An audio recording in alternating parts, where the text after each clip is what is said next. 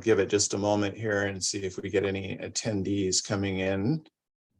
And then I will go ahead and start.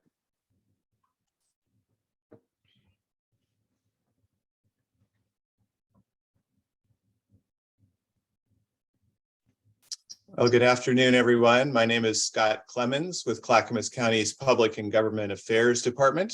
And today we are here for the local Public Safety Coordinating Council meeting. Malcolm McDonald, Director of Clackamas County's Community Corrections, will be chairing the meeting. As always, there will be a public comment period available near the end of the meeting. That should be around 1:15 or 1:20 p.m., if not sooner. I'll prompt any members of the public on how to make a comment at that time. You also have the option to send in a question or comment via email, and we will read those. If you want to send us a question or a comment via email, you can send it to clacconews@clackamas.us.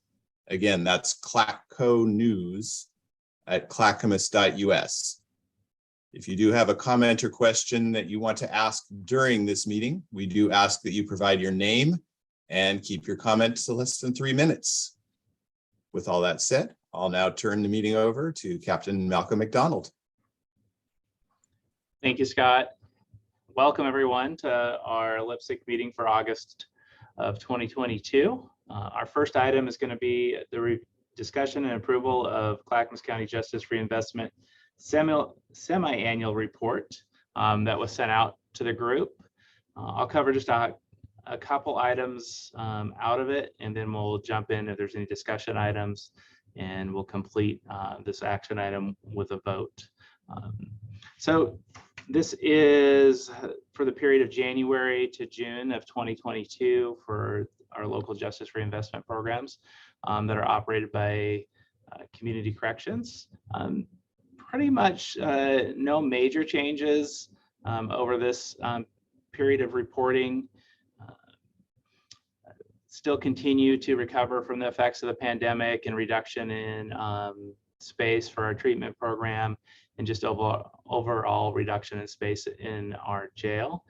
Some items I wanted to note: one of the biggest impacts when we talk about our pretrial program is that went into effect for the next reporting cycle, being started in July, was there was implements of the requirements of Senate Bill 48 that required the Chief Justice of Oregon Supreme Court to establish release guidelines for pretrial release orders. So there was a lot of criteria that had to be put into effect by the local presiding, and work groups were brought together that a number of those individuals that were part of the development of this justice reinvestment pretrial program came together to help provide feedback and information for the presiding consider.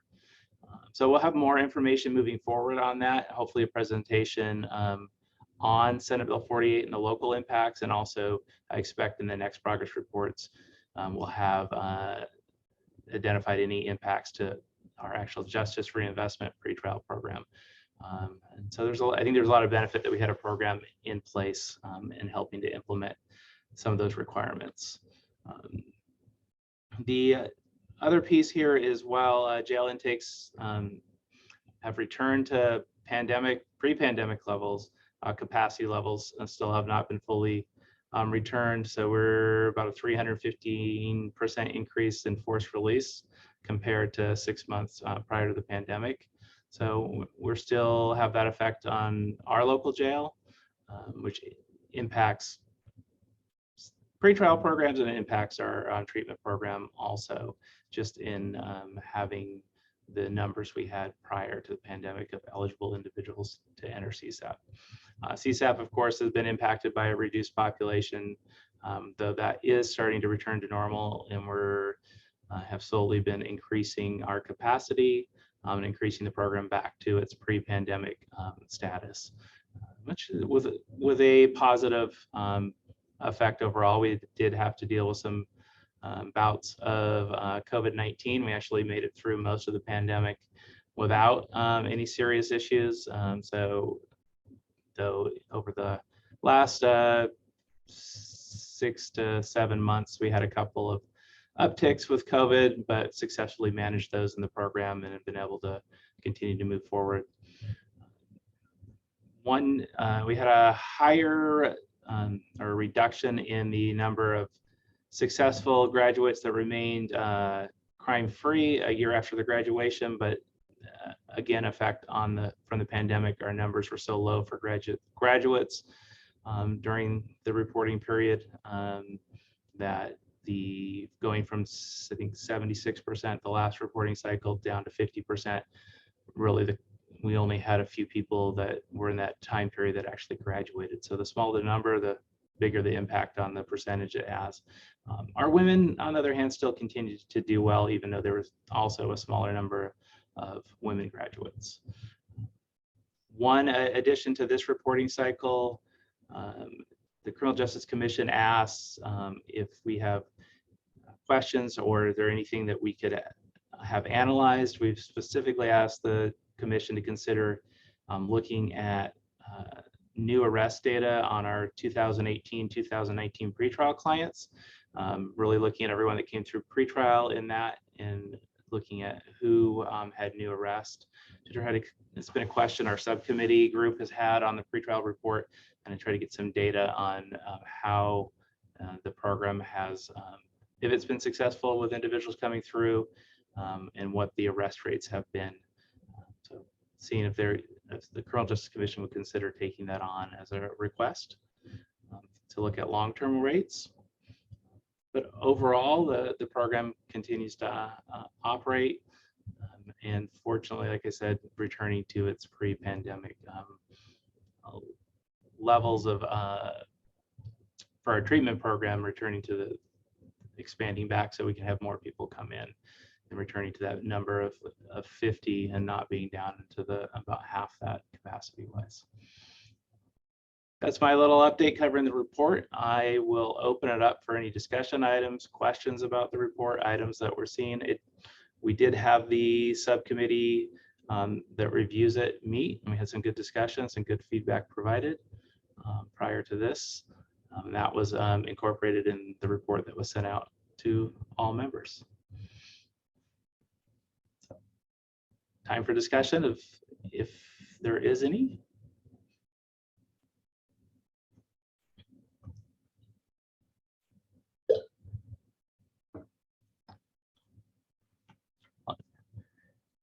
I am happy to move forward with no discussion. We do have a presentation today, so it'd be great to focus our time on there.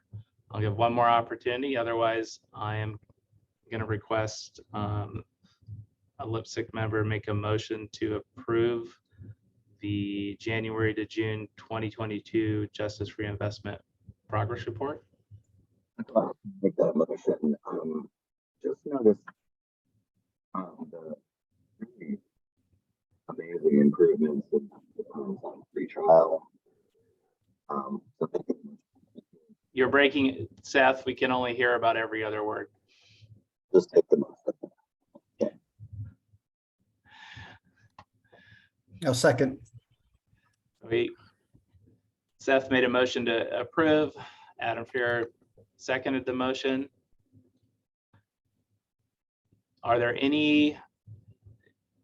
So in the Zoom environment where I'm not going to go through for yays for everyone, I'm going to ask if there's any nays or vote in opposition to approving from LPSCC members. Hearing no opposition or no nays, the motion will pass and the report is approved. Thank you. We will, Elizabeth, do we need to approve minutes? That would be great if you wanted to do that now. I put it at the end so that we could make sure that the report was approved. Well, just while we have it, I'm going to ask for, is there any discussion about the last meeting minutes? That would be minutes for February 28th of 2022 for the record. If there's no discussion, I move to approve. We have a motion to approve the minutes. There's a second. I'll second. We have a second from Bruce Starbucks. Thank you. The motion is approved. All right. Now we can get to our third agenda item, the presentation from NPCC, National Policy Consensus Center. I want to make sure I got the acronym right and actually read it. Wendy, are you going to start the presentation off? Yeah, I am, if you're ready for me. I am ready, Wendy. Okay, You go for it. Thank you. great, thanks. And we just wanted to start off by saying thank you so much for your time. There was so much generosity from very busy members of LPSCC and other folks in Clackamas County, and we just really appreciated both the time you spent with us and the openness and transparency and hopes for the future that everybody presented. So I think you have the report in your packet, which goes into a little more detail. And we'll go through some of the findings and recommendations, and we'll have a little bit of time for dialogue. But I did want to just say, you know, when we do a process like this, we're really looking, we're not really looking at content. Like, we're not making any assessments about the content of what any particular jurisdiction should be working on. Really, we're looking to see about collaborative capacity. Is this a time to collaborate around a project? Are there things that should be resolved beforehand? Are there legal impediments? Are there conflicts, those kinds of things? And that's the kind of assessment that we're doing here. So we look at things like, is there a desire to collaborate? Is there a common purpose? Is there sufficient information and adequate resources? And so those are the kinds of issues that we were looking for, though there was a lot of other information that you all provided that was really valuable and a lot of context. So if you don't see some of those things that you shared in the report, some of it is, we felt like more was less in this circumstance, because let me put it this way, earlier drafts of the report were more comprehensive and felt really overwhelming. So we decided to sort of narrow it down to the place where that was really the places where you might start work together. So with that, I want to introduce the members of our team. Some of you have met some of us, but none of you have met all of us, I don't think. So so our team today is Nusra Ahmed, who is with us. And we're very lucky to have her on our team. Damon Isaiah Turner and Kristen Wright. And everybody, I was really grateful to have such a many hands made light work in the circumstance. So thanks to the team. And Kristen, you can start to run the slides whenever you're ready.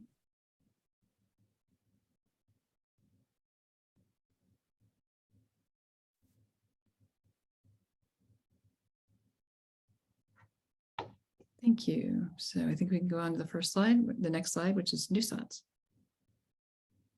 Hello, everyone. My name is Nusrat Ahmed. So the purpose of this assessment was to help LPSCC members to explore whether they are ready to collaborate on an equity plan, to assess what issues might be ripe for collaboration, and to assess LPSCC in determining what it might need to do to prepare for more effective collaboration. Next one, please, Christina. So for this assessment process, we interviewed 15 totals, and among them, 10 of them actually the LPSCC members, 3 advancing racial equity in public safety committee members who were beyond LPSCC members, and 2 others. We tried to reach out to persons, but we are unable to reach. And for this process, we reviewed LPSCC minutes and USC capstone report. Next one, yeah. Thank you, Nusrat and Kristen. So as you'll see in the report, you know, people talked about a lot of different equity issues, some of which were really specific to Clackamas County, some of which were you know, outside the purview or were Clackamas County specific and connected to larger systems. So some of the things you'll see, especially in those early sections of the report, have to do with some of those, you know, have to do with failures or inequities in larger systems. But even sort of sorting through some of those things, that there are equity issues in Clackamas County that would benefit from a collective approach or from collaboration. And there was really overwhelming desire and will to work on those issues. So there seemed to be, you know, very little reluctance. There was enthusiasm even. But that said, there was a lot of recognition that everyone that's a member of LPSCC And LPSCC itself has really has limited capacity, and that everyone's sort of tapped out. So, as we made these recommendations, that capacity issue was very much at the forefront of our thinking. And then, of course, one of the places I'm sure that you saw in the report is that given how that the dialogue across the entire country is going on equity and criminal and racial justice, there was a lot of focus on law enforcement. But when we sort of drilled down and had these longer conversations with folks, people were very much willing to sort of say, this is shared accountability. We're willing to work on this together. We think this is something that Clackamas County should take on without making anybody the unnecessary focus of the process. So there's a kind of shared spirit in that. So Kristen, if you don't mind. And we'll go into some detail on some of these over these recommendations on what the specifics are, but given the capacity issues that we talked about, we're recommending really starting small. Like, there is capacity to do a equity plan, but that one of the things that might aggravate people and sort of lose steam is if it started too big, there was no capacity to deal with it, and it just became a kind of meeting exercise and not an exercise in really getting anything done. So given that capacity, we recommend that you first spend some time updating the LPSCC structure and to increase both financial and human capacity to meet current needs. And folks will talk a little bit more about why that is. And then build an agreement. That sort of the next step could be to build a framework on how data is collected and shared and disseminated. There's a lot of conversations about data, and you'll hear a little bit more about that in detail. And then as you work through that, and capacity increases, that some of the data work is streamlined, there are some other possible areas of collaboration that you could sort of pick up as you go. And then I think, as we've talked about before, that a third-party facilitator or process support might be beneficial to the collaborative work of LPSCC, in part because of the strained capacity, and in part just so that everybody gets to play their own role rather than having to play the role of sort of keeping the process going as well. So that's kind of the overarching structure of what the recommendations are. And now we can kind of go into some of the details about that. So Krista.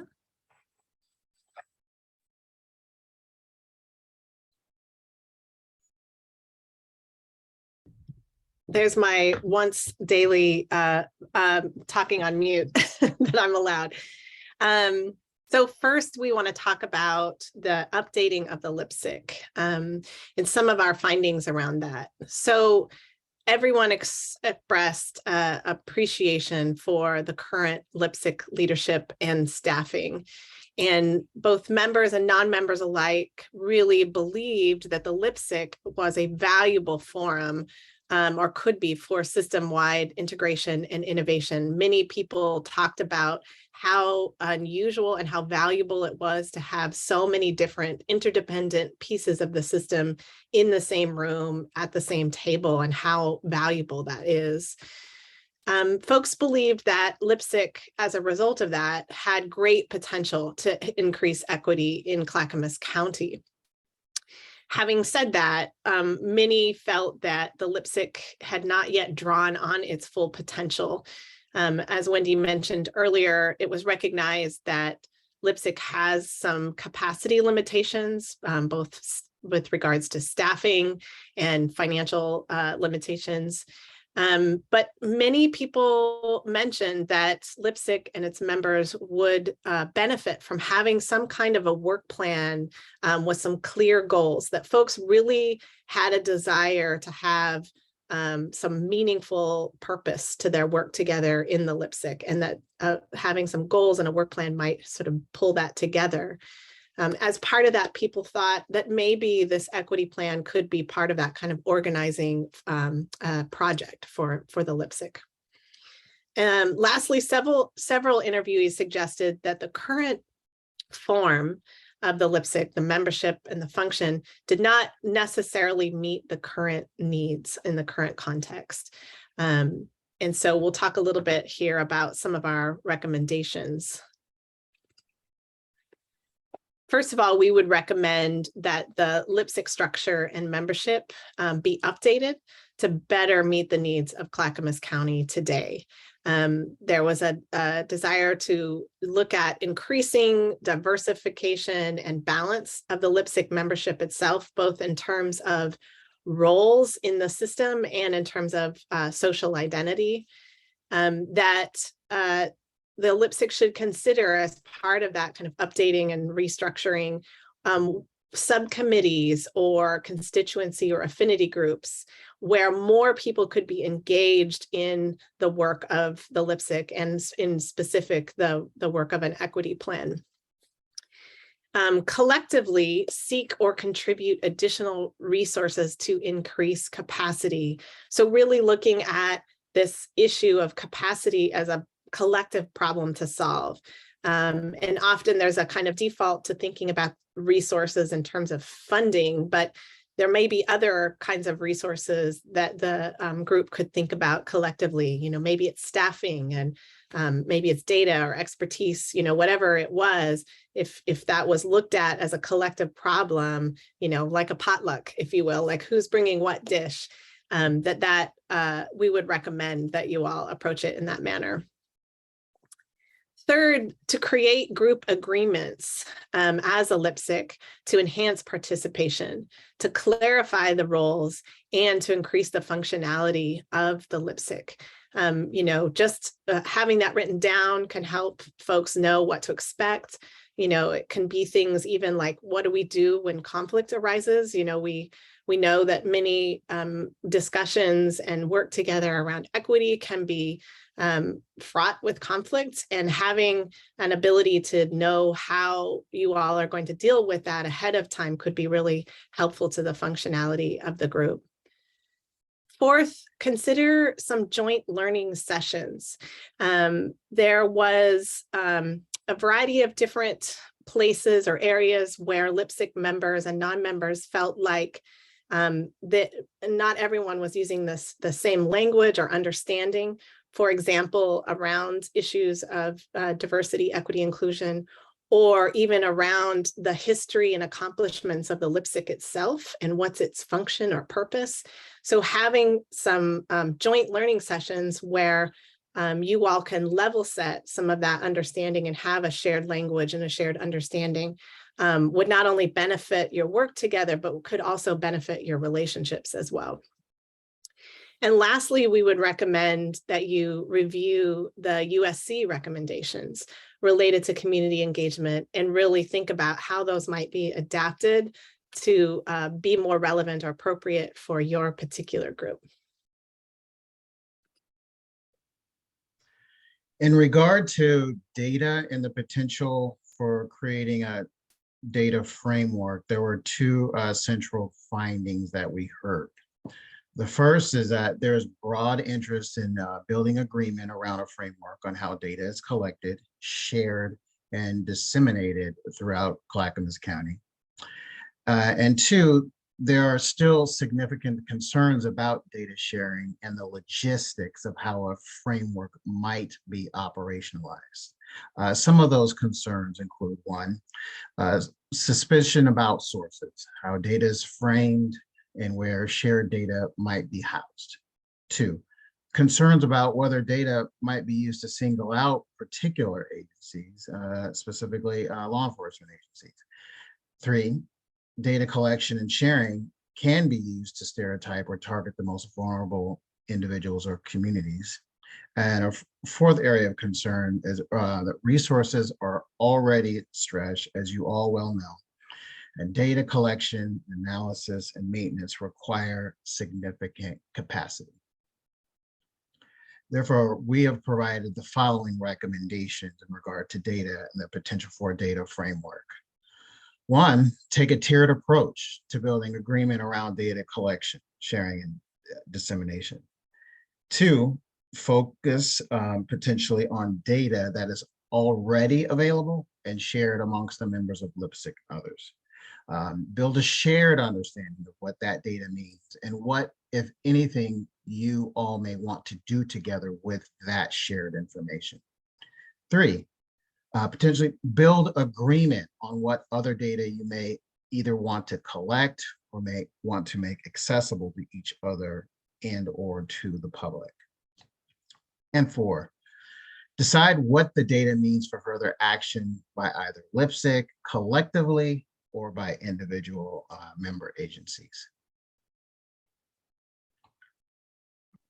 Thanks, Damon. We did want to draw your attention to 2 other areas of collaboration that sort of emerged as some of the ones that were, most mentioned after the 2 recommendations. And I think these are things to think about down the road after there is some additional capacity.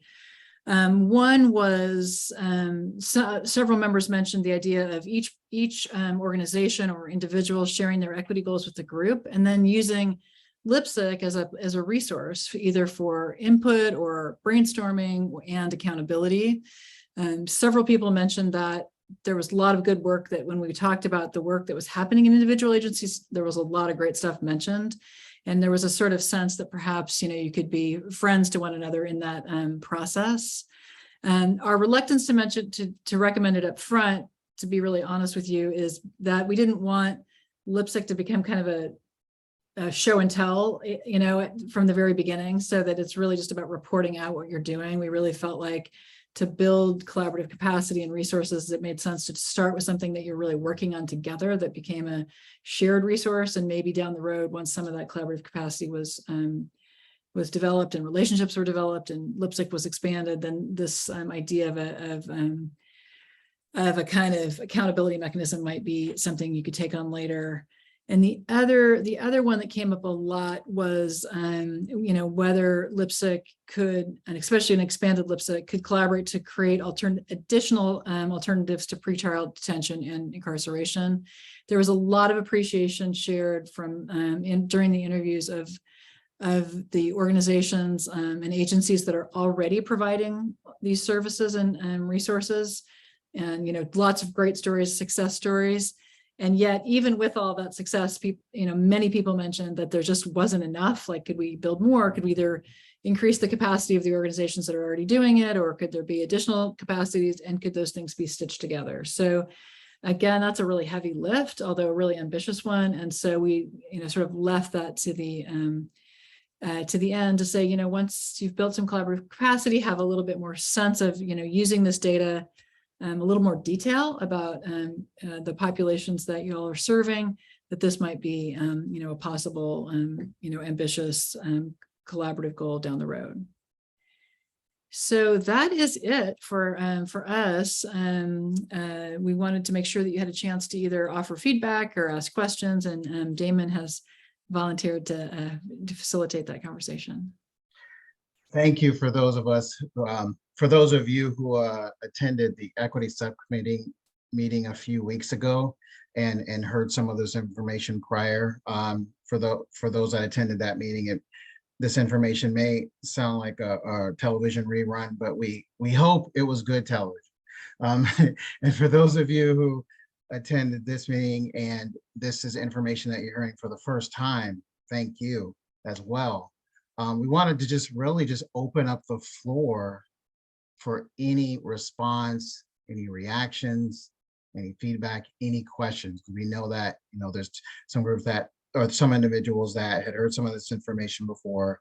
You may have noticed something that you didn't hear before, or that you may have follow-up question. And for those of you who are hearing the information for the first time, it may seem like a lot. So just wanted to open the floor. And for any of us assessment team members and or to Malcolm. I see Adam has his hand raised. Adam. Yes, hi. Thank you for your presentation. Very, very helpful. I copied every single slide. Hope that's okay. Made little annotations. I'd be interested to hear, I guess, thoughts from anyone, but maybe start with the research team on any specific entity that you would suggest joining LPSCC. If we were to expand, how much expansion we talk about, like how many slots and who specifically is missing?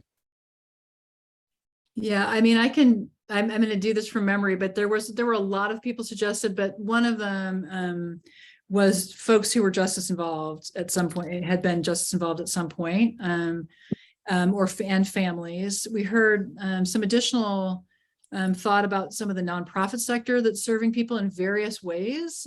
So either directly with folks who are justice involved or before they might get justice involved, or after.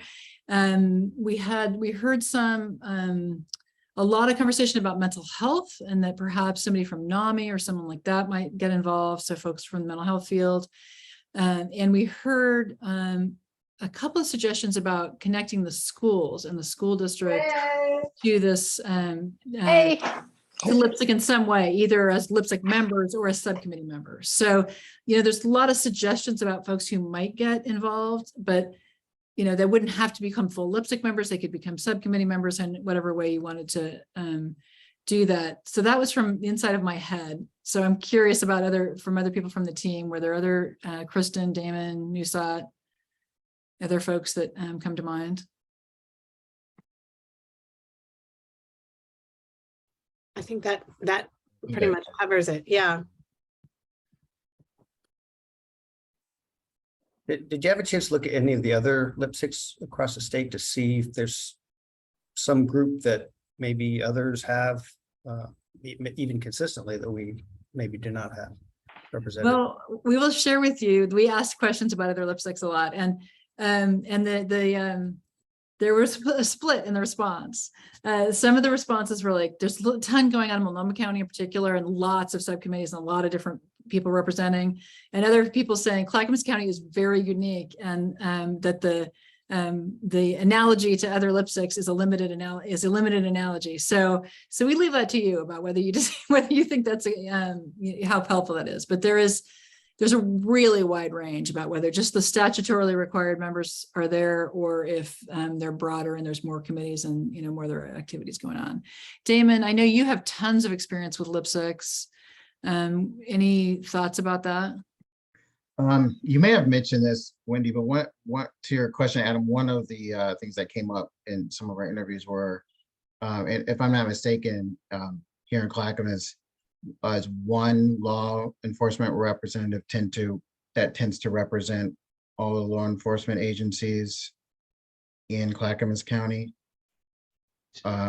Two. There's two. Okay. one, the sheriff, and then a representative of the chiefs of police. Okay. So one potential example is that, because there are, as you all well know, some LPSCs experience where there's a lot of law enforcement agencies within their county. And so sometimes there's a subcommittee that all of the chiefs or heads of law enforcement agencies are represented on that subcommittee, so that there can be discussion among that subcommittee in terms of what they may want to bring back to the LPSC. So that's another example we've seen in other places as well. Did that answer your questions, Adam? Yeah, except for the one about size. I know that there's a sweet spot, and so what would be a recommended number of additions? Oh, that's a I think that's a question I'm going to pass on, because it just really depends on what you're trying to achieve, right? I mean, the size is really driven by the goals. And so you may get to a point where you're like, we're really drilling down on particular data about pretrial detention, say. And so then that really requires people who are really involved in that part of the process, the criminal justice process. And so you'd want to have all those folks here. So some of it is size, and some of it is like functionality that serves the issues that you've decided to take on together. And so I think it's not a really simple answer, but we're available forever. As once we're part of the family, we're always part of the family. So if like you get to the point you're like, we want to take on this and this and this, how would you structure that? We would be happy to like sit down with you and talk it over with you to try to find that sweet spot based on what your goals are. And the added piece to this is that Criminal Justice Commission is providing funding so we can continue this work. we were kind of, well, this concept that we brought together to bring MPCC in, and I used some JRI funding I had and reached out to CJC to get to where we're at today. Well, apparently they liked that idea a lot, and they opened it up statewide to every county, the option for funding to do an equity action plan. So we got a little head start. We're gonna be, well, there is a request that I'll make to CJC of how we're going to use the funding, essentially to continue the process and work on the recommendations of this report. That provides us with $35,000 between now and the end of next year, so the end of 2023 in December. So we have a great amount of time to continue this process and work on some of those questions that Adam brought up. Probably reach out. Since I've been LPSCC chair, we haven't had a mayor, and there's a spot for a city manager or another city representative. So we have some work there to make sure we have, representation of those statutorily that can be a part of it, and then looking at, is there, who are we missing? So in addition to the other items they outlined. So there's a lot of interest in what the work we've done. Just as we're having this, I saw an email come through. Douglas County LPSCC chair is interested in what we're talking about right now. And I had Columbia County reach out to me also. So yeah, but I don't want to take up other questions for the MPCC team, or comments or feedback on the report. Yes, the word is out. That's a good thing. And thank you for that context, Malcolm, and thank you for those specific questions, Adam.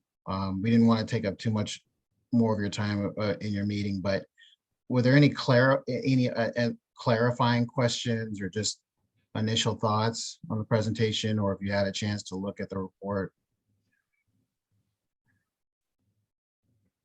I guess I will just say, like, I think as a member of the equity subcommittee, I think it's going to be really important to define, like, at what levels. And I know resource has come up over and over again, but if we're talking about expanding committee membership, I think right now we're talking about the official LPSCC committee, or the but having participated in other LPSCCs in other counties where there are subcommittees that are very active, and where youth voice, community voice, family voice is there. There's other ways to bring that, some of those equity pieces in that feed and frankly build relationships in a really organic kind of way. So just sharing that. Thank you. Thank you so much, Alice, for those considerations.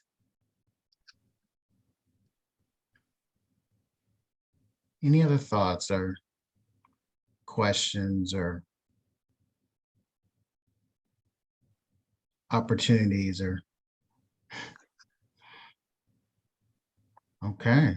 Well, I can jump in. I just want to thank Wendy and the team for the work you've done in the report you put together. I know it was a up and down and getting everything in place so this could happen, and you've all been very flexible in making sure it did. Appreciate the presentation today, and I think we'll have some continued opportunities to work with you and moving forward. So appreciate it. Thank you so much. It was great working with you all. Yes, thank you, Malcolm, and thank you so much, Elizabeth.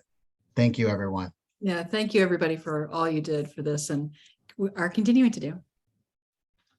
So next steps, and just the funding piece will receive. So I submit it. It's just this week by the 9th. It's done. It's very low bar what they need from us, and then the subcommittee, equity subcommittee, will work on the kind of the next steps and what that looks like. And we'll continue to update LPSCC as we move forward with the next steps with that funding. Yeah. And I think Elizabeth, we're looking at towards the end of September for a meeting. We just have we have 2 different individuals that need to present to LIPSIC, so we're looking at September and October. I was trying to. Yeah, we have the DSSPT. Sorry, I always forget the EPSST, Department of Public Safety. Yeah, sorry. The stop coordinator needs to do a presentation, and then we have another presentation by the Health Justice Recovery Alliance that on Measure 110 update. So I was going to do those separately. Those are the known items that we need to have between now and the end of the year. So we'll get some dates out there for that meeting. Before we were to jump to public comment, is there any other items? Updates? If I could want to say something, this report from this group was really is interesting to me, and maybe it's because I'm a citizen person on this panel, but I have a real hard time tracking what our function and purpose is. I have a hard time figuring out what we do with all this information that we're given and all these statistics. It seems like where most of what we do is vote on the GRCI stuff or the JRCI stuff, or I mean, it's been, so I'm excited to hear about this maybe revisiting, because especially if we want to engage community, we have to be able to say in, pretty concisely, so this is what we're about, and this is why we would really appreciate your help in doing this. And yeah, I don't know. I just want to say, go team, keep up the good work. I'm also very interested in how we can engage our community and especially our people, justice involved people, in what we can do better to avoid the expensive costs of prison, as far as deterrence, as well as providing the necessary support that our communities need. But that's enough for now. Thank you. Oh, thank you, Emily. You make a really good point about every so often the group talking about the purpose of LPSCC and its statutory requirements and versus its community piece. So it is good feedback and a good point. And I think this certainly can help us move forward.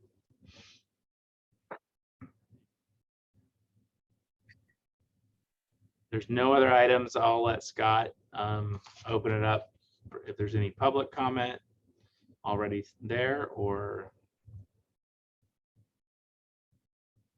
Well, at the beginning of this meeting, I did mention that there will be time for public comment, and this is that time. If you have a comment that you'd like to make, you have 2 options. You can raise your hand in the chat and you'll be able to make your comment. You won't appear on screen, but the committee will be able to hear you.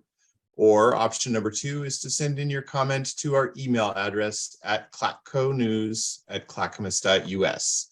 Please be sure to keep your comment under 3 minutes. So if you have a comment you'd like to make, please raise your hand in the chat. And I'll also be checking to make sure any email comments are read. And we have not received any email comments so far during the meeting. And although we do have attendees, I do not see any hands raised. So, Malcolm, I think we can give it back to you. All right. Well, I appreciate everyone attending today and making sure we made it to the quorum of 8. And I look forward to seeing everyone in about a month for our next meeting. So everyone have a great day, and we'll adjourn the meeting. Thank you.